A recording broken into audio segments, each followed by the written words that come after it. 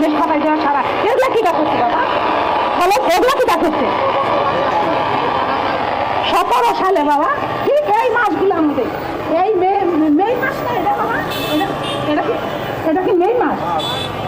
ওই হইলো ওই মে মাসের 3 তারিখে সোমবারের দিন বেলা দিনে দুপুরে মাইয়া ঘরে ঝুলাইতেছে, ঘরে ঝুলাইতেছে, গায়ের উল্লা দিয়া চেয়ারে বসায় রাখছে বাবা, চেয়ারের মধ্যে বসায় রাখছে, চেয়ারের মধ্যে বলেন আমার একটা ছেলে সন্তান নেই, আমার একটা স্বামী নেই, আমি এই বিচার কোথাও পাই নাই।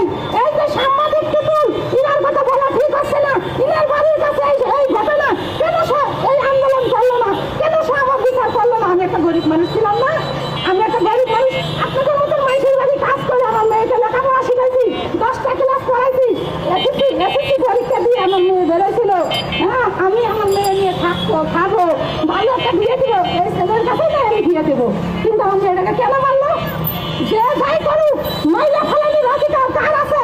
দুনিয়াতে বাপ থাকতে, মা থাকতে, বাইসে থাকতে, কেন আমার মেয়েটাকে মারলো? বলেন, আপনারা আমার জবাব দেন বাবা। আমিও তো একটা মেয়ের মা, আপনারা তো মেয়ের মার গর্বে ছিলেন। হ্যাঁ, আমি কি এই আশা করেছিলাম? আরেকটু বক্তব্য দেবো বাবা, যেদিন আমার মেয়েটা মরে যায় সেদিন আমার মেয়ের 2 বান্ধবী এই অফিসে সরকার থেকে সেলাই মেশিনের কাজ শিখাইতো না, সেই দিন আমার মেয়েটা এই অফিসে সেলাই মেশিনের কাজ শিখতেছিল এই পুরসভা অফিসে বাবা।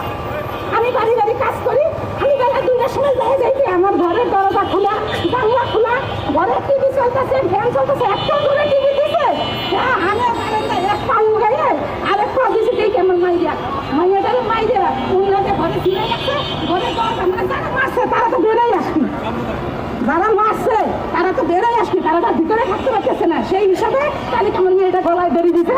আপনারাই বলেন, তাহলে কেমন মেয়েটা গলায় দড়ি দিছে না কেমন মেয়েটাকে মাইরে ফেলানো হয়েছে? এই যে আপনারা কি প্রমাণ চান? আর কি প্রমাণ আপনার কাছে আমি দেবো? আমি 8টা বছর একটা সন্তান হারা সন্তান মা। হ্যাঁ, এই দুঃখ আমি কাকে বলবো বাবা, কাকে বলবো? তো আপনারা সবাই আমার ছেলের মতো, আমার কোনো ছেলে নাই, আমার স্বামী নাই, এই যে সরকারের কত অনুদান আসে, কত সাহায্য আসে বাবা, আমি কিছুই পাই না, আমি কিছুই পাই না বাবা। তাও আমি মনে রেখে না আমার দরকার নেই, আমি বাড়ি কাজ করে খাই বাবা, আমি বাড়ি কাজ করে খাই। 17 সালে শোনেন আমার এই দুঃখ নিয়ে আমি ডিসি কোর্টে গেছি, এসপি অফিসে গেছি, ওই পিস্টলালে গেছি, ওই ডিসি কোর্টে গেছি, আমি কত উকিলের কাছে গেছি, সাংবাদিক শোনেন ওনার কাছে আমি গেছি, উনি আমাকে বলে কি তুমি মেয়েটাকে দেখে রাখতে পারো নাই, মেয়ে পেটে খুঁজছি, লেখাপড়া শিখেছি, পরের বাড়িতে ভাত পানি নিয়ে এসে চায়া চিন্তা খাওয়াইয়া তারা বড় করছি, আর ওই সাংবাদিক আমাকে বলে আপনি মেয়ে দেখে রাখতে পারেন নাই। কিভাবে দেখে রাখতে পারি নাই? কিভাবে দেখে